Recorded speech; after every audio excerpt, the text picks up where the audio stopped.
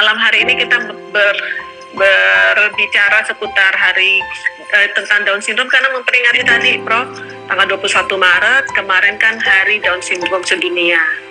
Nah, mungkin pertanyaan pertama dulu deh ke Prof nih, soalnya semua ibu-ibu, sobat Instagram Idai pasti ingin ikut dengan pertanyaan di flyer kita. Apakah Down Syndrome bisa diobati nih, Prof?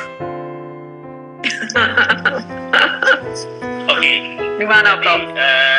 Mungkin saya harus bicara dulu, mungkin semua orang sudah tahu ya, Bu Alicia, bahwa ini adalah masalahnya masalah kromosom. Ya. Jadi kromosom 21-nya ini jadi berlebih, trisomi jadinya, jadi ada 3. Nah, tentulah si kromosom ini tidak bisa kita kurangin. Nah, kalau kita memang ada belajar genetik, ada yang kurang, ada yang translokasi. Apapun masalah dari kromosom ini, itulah anugerah jadinya. Begitu kita bisa cerita jadinya, wah kenapa ini umur orang tua apa segala semua bisa. Ya. Karena ada satu, misalnya persentasenya aja kurang satu kromosom ini, bisa ada manifestasi klinis. Nah, tetapi setelah itu, setelah ada masalah kromosom ini, adalah beberapa gejala-gejala klinis. Makanya namanya itu sindrom. Kumpulan berbagai gejala klinis. Tetapi gejala klinis ini tidak pada semua anak didapatin pada yang Down syndrome. Memang khas, katanya typical face ya, mongoloid face dan lain-lain semua itu. Jadi misalnya sebagai contoh, Simeon Chris bisa berapa persen dapatnya. Nah, tetapi ada beberapa yang mayor, itu yang memang harus kita lihat dari awal. Jadi terutama adalah apakah dia ada kelainan jantung.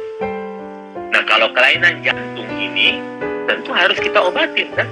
Jadi berarti apa? Bisa dong diobatin. Ya, itu satu saja.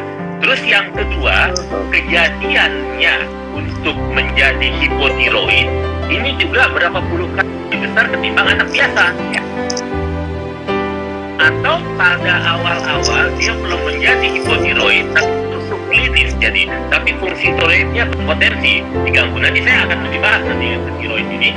Nah, ini bisa juga kita obatin. Jadi apa saja kelainan yang disebabkan oleh sindrom Down ini, ada yang memang bisa kita koreksi. Ya, kalau misalnya itu defek genetik di tubuhnya, ada yang bisa kita koreksi, tapi memang ada yang bisa kita berikan dengan obat-obatan. Nah, jadi saya pernah juga dapat sindrom dia dari risiko jadi diabetes, kita obatin.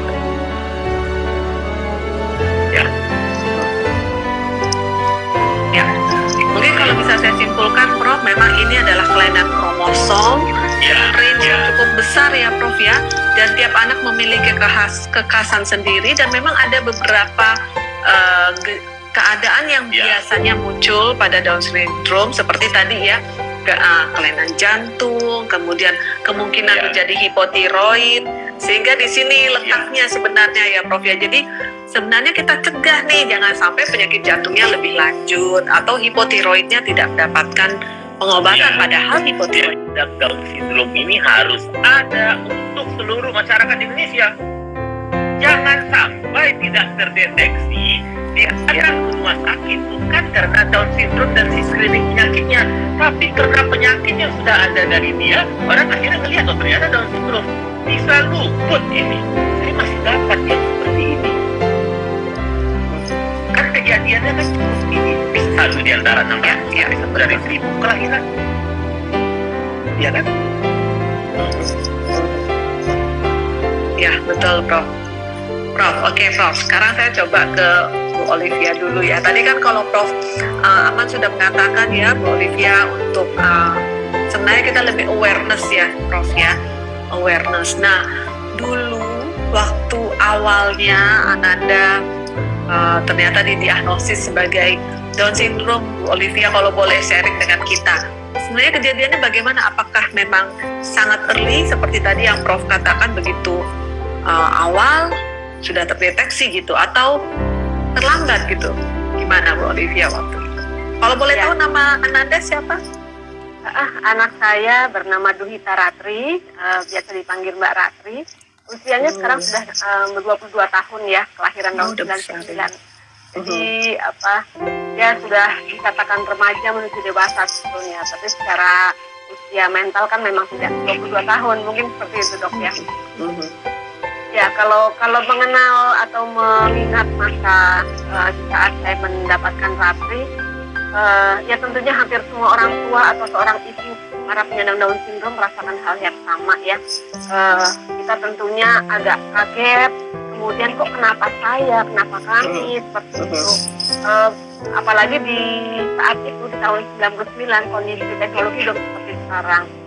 Memang waktu itu saya juga di USG, dan waktu itu dokter menyatakan bahwa bagus dan janin ibu perempuan seperti itu, tapi tidak disampaikan ada hal-hal yang mungkin mengkhawatirkan seperti itu.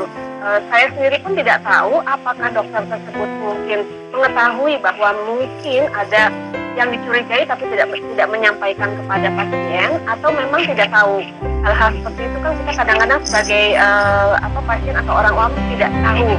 Nah, jadi pada saat hamil kemudian hingga melahirkan, saya mengalami hal-hal pada umumnya wanita hamil, morning sick, kemudian hingga 3 bulan trimester pertama hingga melahirkan tidak mengalami hal-hal yang mungkin berbeda dengan kehamilan saya yang kedua seperti itu ya. Justru saya mengetahui kelahiran Ananda yaitu setelah 10 hari sebetulnya setelah anak lahir gitu. Itu pun setelah menunggu konfirmasi dari dokter, tapi betul bahwa Profesor Aman menyatakan bahwa penyakit jantung bawaan dialami oleh Ratri, dan dia mengalami bocor PSG 5 mili, dan akhirnya di usia 8 bulan ditutup di rumah sakit. Dan setelah itu memang kondisinya lebih baik. Salah satu kelainan atau penyakit yang dibawa oleh anak Down syndrome mungkin penyakit jantung ya, lebih banyak seperti itu. Oke, ya. Gimana nih Prof? Jadi memang kalau saya lihat kan tadi memang 10 hari setelah konfirmasi dengan kromosom, atau 10 hari secara belum ada kromosom, pemeriksaan kromosom? Belum ada. Oke. Waktu itu ya kromosomnya mungkin setelah 1 bulan baru dikasih kromosom. Oke. Prof, kalau seperti ini kan memang membutuhkan waktu 10 hari. Memang bagi ada range-nya kan cukup besar ya, Bu Olivia memang. Nah, sebenarnya ciri-ciri yang tadi kan Prof mengatakan ada beberapa yang major gitu. Tadi Prof mengatakan simian Kris apa ya Prof? Mungkin Prof bisa memberitahu Prof sebenarnya apa saja sih ciri-ciri atau tanda seorang anak ini menyandang Down jadi syndrome? memang yang jelas itu adalah tanda-tanda, suara saya jelas ya? Tanda-tanda yang jelas di wajah ini yang paling khas. Jadi matanya itu kayak almond shape, kayak kacang almond. Begitu dia low kecil, ya. Terus juga letak matanya itu juga bisa agak jauh dan memang kecil, dia bentuk bola matanya. Jari-jarinya juga pendek. Jadi memang khas sekali. Inilah yang mongoloidis. Tapi kadang-kadang ini juga bisa luput. Nah, jadi kalau ada memang setelah itu kita harus lihat juga. Jadi tangannya ini, jarinya ini satu garis jadinya. Ini simian Kris, tapi itu juga tidak harus. Jadi, nah, tidak harus ya Prof ya. Ini memang ada beberapa banyak yang misalnya dari lahir, jadi dia bisa hipotonik, misalnya juga lehernya yang khas, ya. Nah, semuanya ini memang menjadi kumpulan gejala sindrom Down yang setiap tenaga kesehatan, apalagi dokter, seharusnya memang sudah tahu. Nah, tadi saya mengatakan hasil kromosom ini kan lama, apalagi tidak terdiagnosis pada saat dalam kandungan, walaupun sekarang sudah bisa dengan NIPT ya, non invasif sudah bisa sekarang, ya bisa. Nah, tetapi kita adalah negara ini sekarang, saya dengan Pak Menkes lagi juga akan membuat screening. Salah satu juga ABCD-nya itu di negara kita yang belum ada screening hipotiroid kongenital, diagnosis bandingnya itu sindrom Down ini juga dengan hipotiroid kongenital. Kejadiannya itu sering sekali. Nah, alangkah baiknya jadinya kalau misalnya dia ternyata ketahuan sejak lahir, kita nunggu kromosom, tetapi ternyata kalau tiroidnya rendah, ini bisa langsung kita terapi. Nah, saya sambung lagi ya untuk data terakhir ini ya di Belanda. Ya, kebetulan saya dulu training di Belanda. Saya research saya untuk ketubuhan. Ada teman saya ini research untuk anak dengan sindrom Down, tapi diterapinya dengan hormon tiroid dengan atau tanpa hipotiroid. Ini menarik nih. Jadi waktu dia ujian S3 saya datang, itu kan banyak datang itu pasien-pasien dia yang diterapi. Beberapa itu saya bahkan luput melihat itu sebagai pasien sindrom Down. Jadi dia lahir langsung diterapi dengan dosis dan diikutin.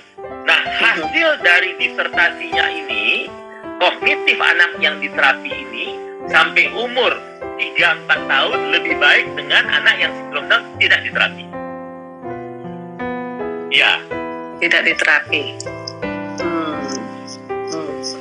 Ya, ini menunjukkan bahwa memang ya Prof ya, salah satu yang mesti kita concern sebagai orang tua yang memiliki anak Down syndrome, ya bukan hanya tadi ya, kalau saya lihat kan jantung iya, tetapi hipotiroid ya, jadi kadar hormon tiroidnya harus diperiksa gitu ya Prof ya. Jadi harus diperiksa, apabila rendah maka harus diterapi. Bahkan kalau dari penelitian temannya tanpa menunggu itu diterapi langsung. Diterapi memang ya Prof ya. Tanpa menunggu ya. Itu bahkan katanya 2 tahun pertama. Nah, kalau di kita karena ini belum ada screening dan banyak sekali juga ini Bu Olive, jadi keluarga atau pasien itu lama kadang-kadang saya harus berikan, belum juga orang mau anaknya diberikan hormon. Itu memang kadang-kadang kita menunggu 1 atau 2 tahun melihat hormonnya itu kan harusnya sejak umur setahun, setiap tahun itu dicek, kecuali nanti sudah ke anaknya Bu Olive ya. Nah, tapi kalau awal-awal itu terutama 5 tahun pertama setiap tahun harus kita cek. Jadi kalau dia mulai meningkat baru kita terapi. Tapi kadang-kadang kita suka telat.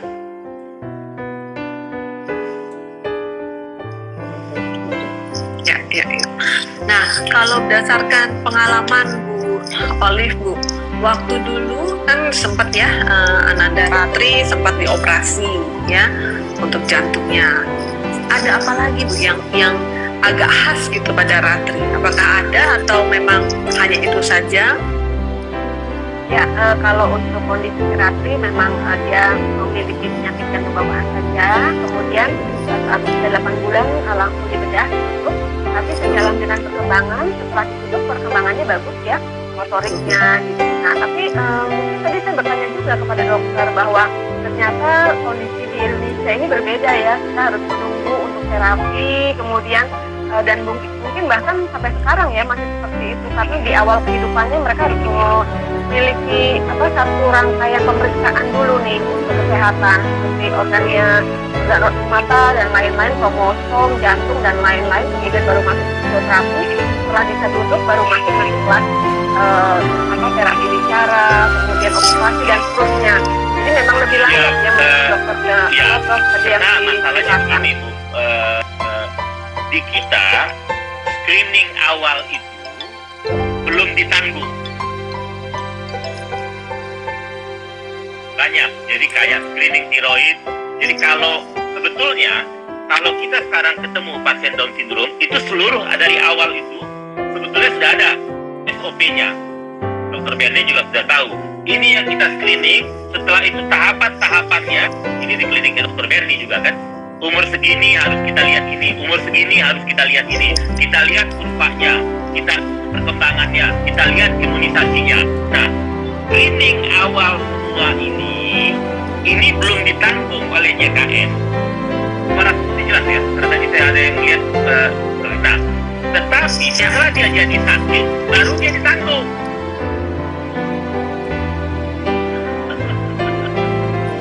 Iya. Ya. Ya, tapi sebenarnya gini, ya jadi betul kata Prof Aman Bu. Jadi pada saat bayi baru lahir, ya memang kan harus ada screening ya.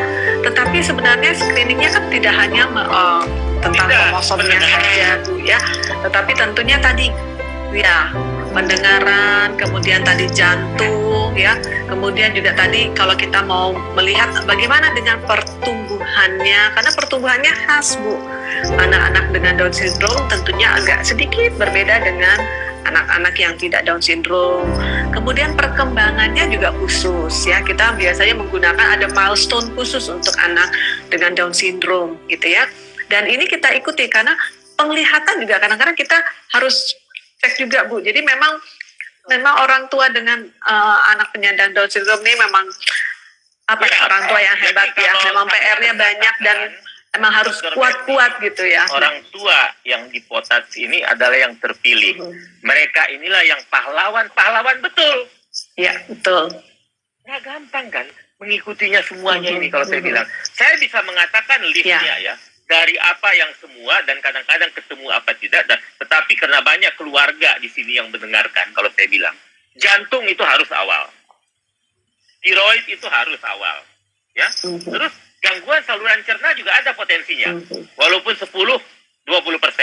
Terus setelah itu adalah sistem imunnya ini, dia ada risiko autoimun, tapi sistem imunnya juga belum kuat. Jadi kalau misalnya anak Down syndrome sampai umur 5 tahun, saya juga punya pasien dulu seperti itu, setiap batuk pilek aja langsung dirawat di ICU karena jadi pneumonia dia. Ya. Ya, memang ada kondisi tertentu ya, Prof ya, juga pada anak-anak Down syndrome yang harus di screening, telinga, mata. Ya. Nah, ini semua listnya ini, kalau saya rasa, ini ada dan sudah ada protokolnya. Jadi kalau saya rasa, saran saya Bu Olive, maunya di potats itu dibuat juga listnya itu. Jadi kalau sudah ada listnya, nanti setelah ini kan, kebetulan Dr. Bernie ini salah satu ketua IDAI yang mengurus seperti ini, datangin aja Dr. Bernie, minta listnya ini, berikan ke seluruh pusat layanan kesehatan. Ini dari IDAI, dari Dr. Bernie. Boleh. Langsung dicatat. Langsung. Ya. Terima kasih, Bro. Iya, memang. Iya betul Prof. Dan memang sebenarnya gini Bu, nah, kebetulan saya juga tumbuh kembang ya, jadi dari divisi tumbuh kembang pediatri sosial, dan memang cukup banyak pasien-pasien saya yang dengan Down syndrome juga gitu ya, dan masuk dalam kelompok potats. Karena setiap kali Prof, kalau misalnya ada saya pasien baru, itu selalu saya bilang, gabunglah dengan potats, karena di sana nanti juga bisa saling memberikan sharing gitu ya, pengalaman dan lain sebagainya. Mungkin ingin tahu yang ini, bagaimana sih pengalaman kalau di rumah. Nah, saya ingin juga menjawab tadi tuh pertanyaan dari Bu Olivia ya. Memang biasanya di awal-awal kan dokternya tuh biasanya fokusnya misalnya pada jantungnya, pada kadar tiroid, seperti itu Bu. Nah, untuk yang stimulasi itu biasanya masih kita berikan dulu sama orang tua di rumah ya, seperti misalnya bolak-balik untuk tengkurap dan lain sebagainya. Nanti kalau sudah agak lebih besar ya, 6 bulanan biasanya kita sudah bisa mulai Bu. Memang kalau kecenderungan kan untuk duduk pada anak, kan Bu Olivia ada 2 anak ya, kita bisa melihat ya, kalau mungkin pada adiknya ya mungkin ya yang kedua ya, yang ini ya, kalau Ratri yang pertama ya kayaknya ya. Nah, kalau yang kedua mungkin 6 bulan udah duduk gitu ya, tetapi kalau pada Down syndrome memang ada range-nya, jadi untuk milestone-nya itu agak luas, jadi bisa sampai di atas 1 tahun, tapi itu masih tanda kutip normal untuk anak-anak dan penyandang Down syndrome. Jadi memang kita menggunakan milestone yang agak berbeda, karena supaya orang tuanya juga tidak terlalu tidak terlalu stres gitu loh. Jadi kita pembandingnya juga ada, kita bandingkan dengan anak yang tidak Down syndrome, tetapi kita bandingkan juga dengan milestone saya mau nambahkan dengan anak-anak Down syndrome. Jadi pertumbuhannya itu juga bisa agak lambat ketimbang anak biasa. Jadi sebetulnya, Bu Olive, anak Down syndrome ini harusnya memakai kurva pertumbuhan anak Down syndrome. Bukan kurva pertumbuhan WHO ataupun CDC Ada khusus yang kita pakai. Saya punya kurva nasional aja itu tetap lebih tinggi kalau misalnya kita pakai kurva anak Down syndrome. Nah ini yang perlu jadi kita inikan. Jadi memang waktu saya sekolah di luar juga sampai ada didiskusikan apakah perlu kita terapi growth hormone. Tetapi kelainan-kelainan hormonal lainnya itu juga ada saya temukan. Jadi bukan terhadap tinggi badan saja. Jadi misalnya misalnya dengan mikropenis, walaupun dengan kelainan sedikit. Atau kalau misalnya ini anak laki ya, buah zakarnya itu terlambat turun. Itu juga ada beberapa yang seperti itu. Tetapi ini juga tidak khas pada Down syndrome. Tapi kalau mikropenis ini ada lebih sering kelihatannya. Nah, jadi memang kalau dia ada, itu kita anggap ini harus memang kita screening semuanya dia.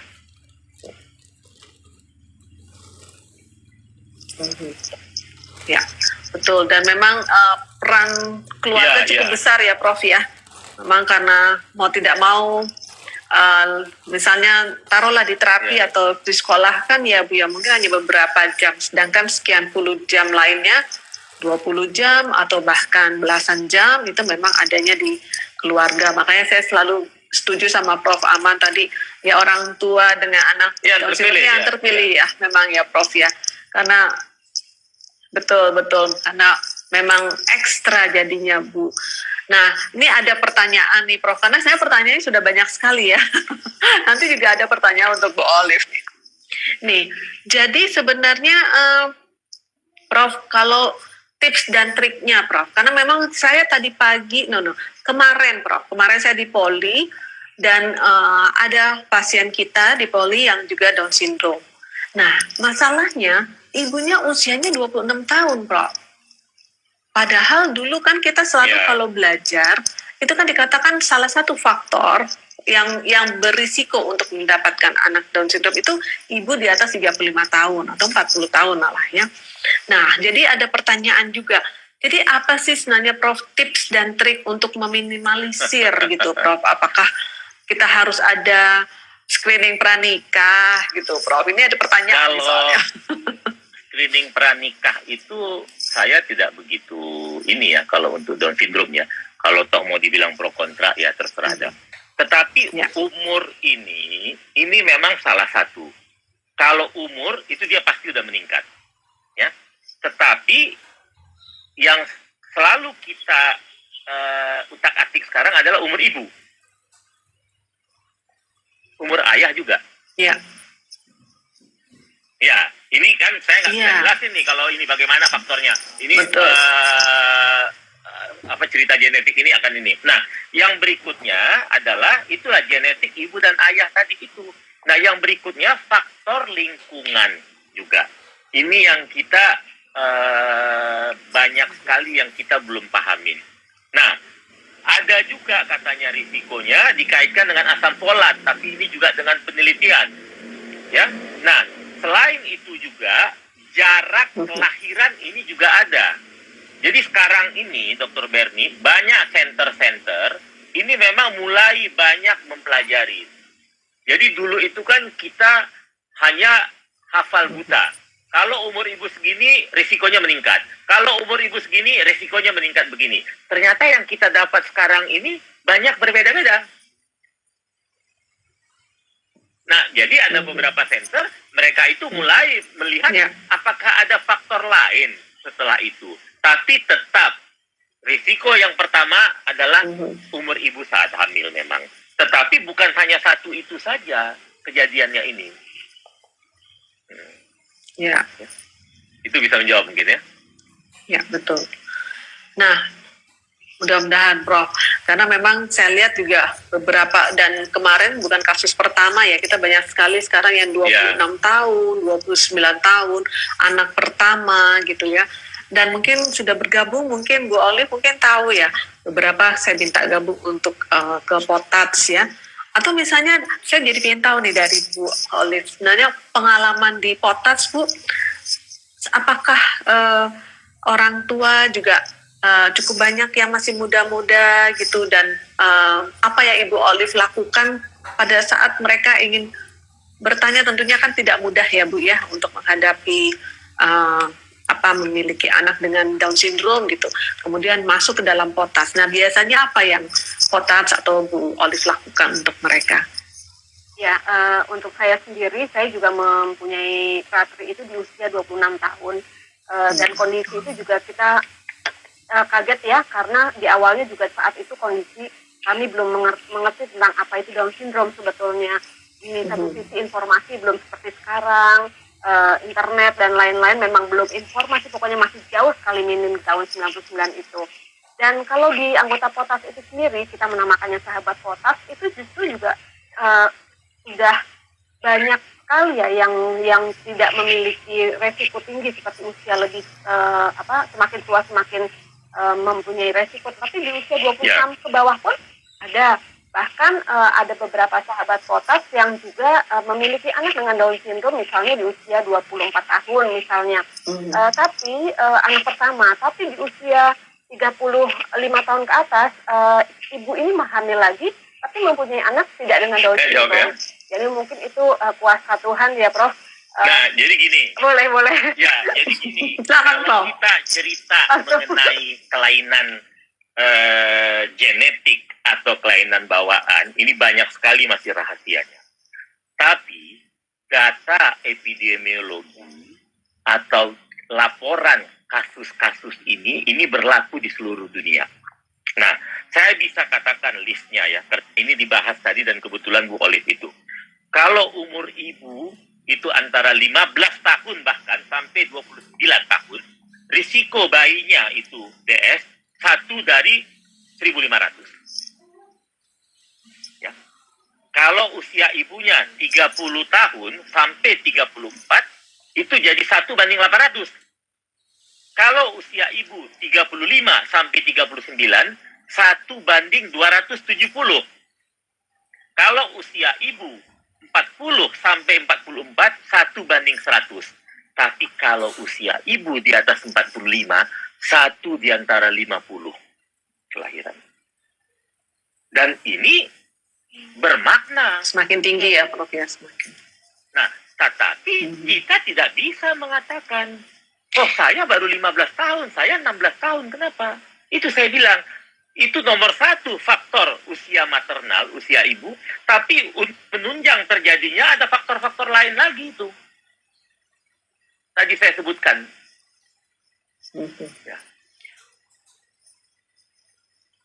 Ya. Ya, jadi sebenarnya banyak faktor ya, Prof ya, yang perlu, dan tadi seperti tadi kata Prof, banyak sekali yang perlu kita pelajari lagi juga gitu ya, Prof dan ya, dari Down syndrome ini. Ya, ternyata banyak sindrom, ya. Ini adalah sindrom bab pertama itu. Kenapa? Karena ini dilaporkan sejak tahun 1866. Down itu yang melaporkan namanya. Jadi sudah berapa ratus tahun. Dan ternyata masih banyak yang kita harus kita lihat terus kan. Coba teman saya yang penelitian di Belanda itu, dia penelitiannya itu sekitar tahun 2000-an. Kalau nggak salah dia ujian S3-nya itu saya lupa tuh 2005 atau 2006. Jadi berapa lama sejak Down syndrome? Sejak tahun 1866.